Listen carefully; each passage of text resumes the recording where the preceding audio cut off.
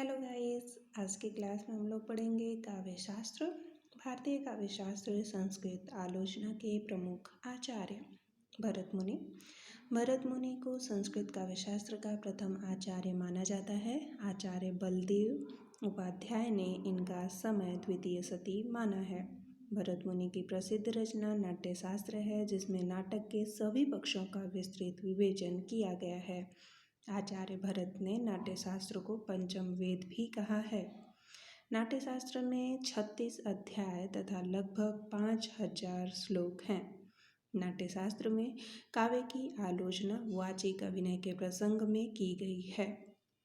भरत मुनि ने नाट्य शास्त्र में 10 गुण, 10 दोष तथा 4 अलंकार, यमक, उपमा, रूपक तथा दीपक की मीमांसा की है।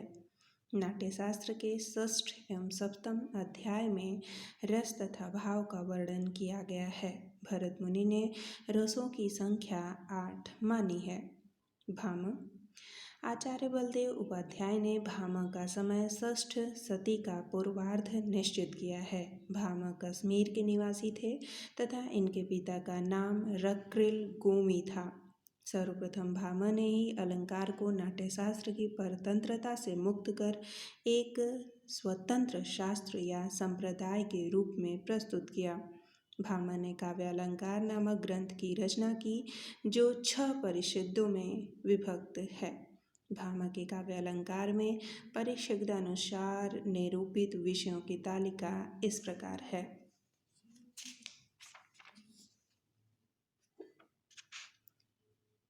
परिच्छेद विषय। प्रथम परिच्छेद में काव्य के साधन, लक्षण तथा भेदों का निरूपण किया गया है। द्वितीय तृतीय में अलंकार निरूपण है। चतुर्थ में 10 रूप निरूपण है और पंचम में न्याय विरोधी दोष निरूपण है। षष्ठ में शब्द शुद्धि निरूपण है। भामह के प्रथम काव्य सिद्धांत निम्नलिखित हैं। शब्द तथा अर्थ दोनों का काव्य होना, शब्दार्थौ सहितौ काव्यम।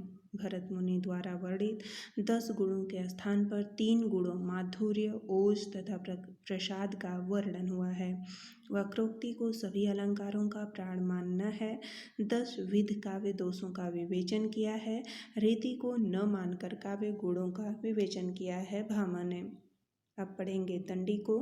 आचार्य दंडी का समय सप्तम शती स्वीकार किया जाता है। ये दक्षिण भारत के निवासी थे। दंडी पल्लव नरेश सिंह विष्णु के सभा पंडित थे। दंडी अलंकार संप्रदाय से संबद्ध थे तथा काव्यादर्श नामक महनीय ग्रंथ की रचना की।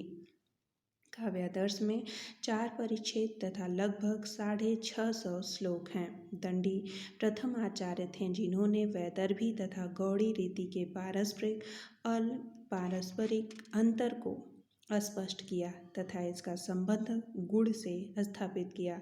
दंडी के काव्यादर्श में परिच्छेदानुसार निरूपित विषयों की तालिका निम्न है। परिच्छेद विषय निरूपण। प्रथम परिच्छेद में काव्य लक्षण, भेद, रीति तथा गुण का विवेचन हुआ है। द्वितीय परिच्छेद में अर्थालंकार निरूपण। तृतीय में शब्दालंकार निरूपण, विशेषतः यमक का।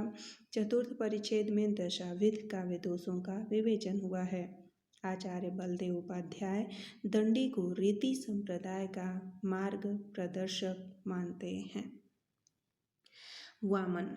वामन रीति संप्रदाय के प्रवर्तक आचार्य हैं। इनका समय विद्वानों ने 8वीं शती का उत्तरार्ध माना है। वामन कश्मीर नरेश जयापीड़ के मंत्री थे। आचार्य वामन ने काव्य अलंकार सूत्र नामक ग्रंथ की रचना सूत्रों में की है तथा स्वयं ही इन सूत्रों पर वृत्ति भी लिखी है। काव्य अलंकार सूत्रों में सूत्रों की संख्या 319 है तथा ग्रंथ 5 परिच्छेदों में विभक्त हैं। वामन के प्रमुख काव्य सिद्धांत निम्नांकित हैं।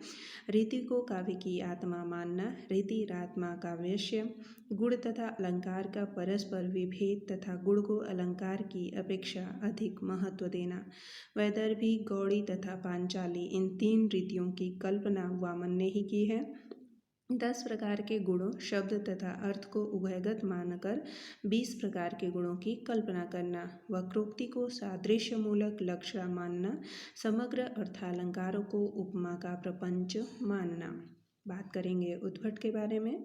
उद्भट अलंकार से संबंधित आचार्य थे। इनका समय 8वीं शती का उत्तरार्ध माना जाता है। आचार्य बलदेव उपाध्याय ने इन्हें कश्मीर के राजा जयापीड़ का सभा पंडित माना है। आचार्य उद्भट ने काव्य अलंकार सार संग्रह नामक ग्रंथ में अलंकारों का आलोचनात्मक एवं वैज्ञानिक ढंग से विवेचन किया है। उद्भट के विशिष्ट सिद्धांत निम्नलिखित हैं। अर्थभेद से शब्द भेद की कल्पना। श्लेष को सभी अलंकारों में श्रेष्ठ मानते हुए श्लेष के दो प्रकार शब्द श्लेष तथा अर्थ श्लेष की कल्पना तथा दोनों को अर्थालंकारों में ही परिगणित करना। अर्थ के दो भेदों की कल्पना। विचारे सुस्त तथा अविचारित रमणीय। काव्य गुणों को संगठना का धर्म मानना उद्भट के विचार हैं। रुद्रट। बात करेंगे रुद्रट के बारे में। रुद्रट कश्मीर के निवासी थे तथा इनका समय 9वीं शती का पूर्वार्ध स्वीकार किया जाता है। रुद्रट की रचना का नाम काव्य अलंकार है। इस ग्रंथ में 16 अध्याय तथा कुल 734 श्लोक हैं। संभवतः रुद्रट ने ही सर्वप्रथम वैज्ञानिक ढंग से अलंकारों को 4 वर्गों में बांटा है: वास्तव, औपम्य, अतिशय और श्लोक। आनंदवर्धन। आनंदवर्धन कश्मीर के राजा अवंती वर्मा के सभा पंडित थे तथा इनका 9वीं शती का उत्तरार्ध माना जाता है। आनंदवर्धन ने काव्यशास्त्र में ध्वनि संप्रदाय का प्रवर्तन किया है। आनंदवर्धन ने ध्वन्यालोक ग्रंथ की रचना की। इसमें 4 उद्योग अध्याय हैं जो मूलतः कारिकाएं सूत्र की व्याख्या हैं। बात करेंगे अभिनव गुप्त के बारे में। अभिनव गुप्त कश्मीर के निवासी थे तथा इनका समय 10वीं शती का उत्तरार्ध स्वीकार किया जाता है। अभिनव गुप्त के पिता का नाम नरसिंह गुप्त था तथा वे चुखुलक के नाम से प्रसिद्ध थे। इनकी माता का नाम विमलका था। अभिनव गुप्त ने व्याकरण शास्त्र, ध्वनि शास्त्र और नाट्य शास्त्र का अध्ययन क्रमशः नरसिंह गुप्त, भट्टेंदुराज और भट्टतौत को गुरु मानकर किया। अभिनव गुप्त ने निम्नलिखित ग्रंथों की टीकाएं लिखी। मूल ग्रंथ, लेखक, टीका। नाट्यशास्त्र भरतमुनि, अभिनव भारती। ध्वन्यालोक आनंदवर्धन, लोचन। काव्य कौतुक भट्टतौत, काव्य कौतुक विवरण। अभिनव गुप्त ने तंत्रालोक नामक श्रेष्ठ दार्शनिक कृति की रचना की। यह ग्रंथ रत्न तंत्र शास्त्र का विश्वकोश माना जाता है। बात करेंगे कुंतक के बारे में। कुंतक कश्मीर के निवासी थे तथा इन्हें वक्रोक्ति संप्रदाय का प्रवर्तक माना जाता है। कुंतक का समय 10वीं शती का उत्तरार्ध स्वीकार किया जाता है। कुंतक की प्रसिद्ध कृति वक्रोक्ति जीवित 4 उन्मेषों में विभक्त कारिका एवं वृत्ति से संवलित ग्रंथ है। बात करेंगे धनंजय के बारे में। धनंजय धारा नरेश मुंजराज के सभा पंडित थे तथा इनका समय 10वीं शती का उत्तरार्ध स्वीकार किया जाता है। धनंजय ध्वनि विरोधी आचार्य थे तथा 10 रूपक नामक ग्रंथ की रचना इन्होंने ही की है। धनंजय कृत 10 रूपक में 4 प्रकाश तथा लगभग 300 कारिकाएं हैं। धनंजय के भ्राता धनिक ने 10 रूपक की टीका अवलोक नाम से लिखी। बात करेंगे महिम भट्ट के बारे में। महिम भट्ट कश्मीर के निवासी थे। इनके पिता का नाम श्री धैर्य तथा गुरु का नाम श्यामल था। महिम भट्ट का समय 11वीं शती का मध्य भाग स्वीकार किया जाता है। महिम भट्ट ने ध्वनि मत के खंडन के लिए व्यक्ति विवेक नामक प्रौढ़ ग्रंथ की रचना की। व्यक्ति विवेक 3 विमर्शों अध्यायों में विभक्त है। चलिए बात करते हैं भोजराज के बारे में। भोजराज धारा प्रदेश के राजा थे। इनका समय 11वीं शती का पूर्वार्ध माना जाता है। भोजराज ने सरस्वती कंठावरण तथा श्रृंगार प्रकाश नामक 2 ग्रंथों की रचना की। मम्मट। मम्मट का जन्म कश्मीर में हुआ था तथा इनके पिता का नाम कैयट था। मम्मट का समय 11वीं शती का उत्तरार्ध स्वीकार किया जाता है। मम्मट ने काव्य प्रकार ध्वनि विरोधी ग्रंथ की रचना की जिसमें कुल 10 उल्लास अध्याय हैं। बात करेंगे क्षेमेंद्र के बारे में। कश्मीर निवासी क्षेमेंद्र का समय 11वीं सदी का उत्तरार्ध स्वीकार किया जाता है। इनके पिता का नाम प्रकाशेंद्र था। क्षेमेंद्र को औचित्य संप्रदाय का प्रवर्तक माना जाता है। क्षेमेंद्र शिक्षा गुरु अभिनव गुप्त थे। क्षेमेंद्र ने निम्नलिखित ग्रंथों की रचना की। कवि कंठाभरण, औचित्य विचार चर्चा, सौभित्र त्रिलक, दशावतार चरित। बात करेंगे रोहियक के बारे में। कश्मीर निवासी रोहियक के पिता का नाम राजानक तिलक था। राजानक तिलक ने उद्भट के ग्रंथ पर उद्भट विवेक नाम से टीका लिखी। रोहियक का समय 12वीं सदी का पूर्वार्ध था तथा ये महाकवि मंखक के काव्य गुरु थे। रोहियक ने अलंकार सर्वस्व नामक एक मौलिक ग्रंथ की रचना की। देखते हैं शोभाकार मित्र के बारे में। शोभाकार मित्र का समय 12वीं सदी का उत्तरार्ध था। ये कश्मीर निवासी त्रैश्वर मित्र के पुत्र थे। शोभाकार मित्र ने अलंकार रत्नाकर नामक ग्रंथ की रचना की। चलिए देखते हैं हेमचंद के बारे में। हेमचंद गुजरात के राजा कुमारपाल के गुरु थे तथा काव्यानुशासन नामक ग्रंथ का प्रणयन किया।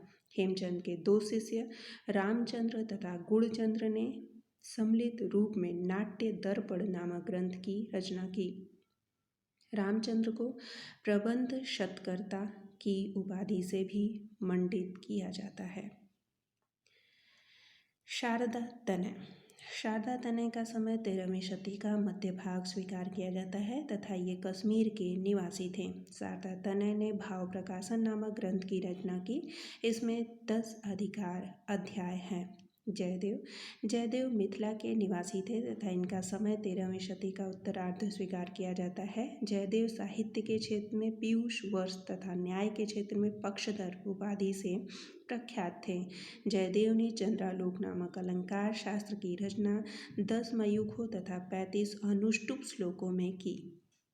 विश्वनाथ कविराज उत्कल उड़ीसा के राजा सांदी विग्रहिक थे। इनके पिता का नाम चंद्रशेखर था।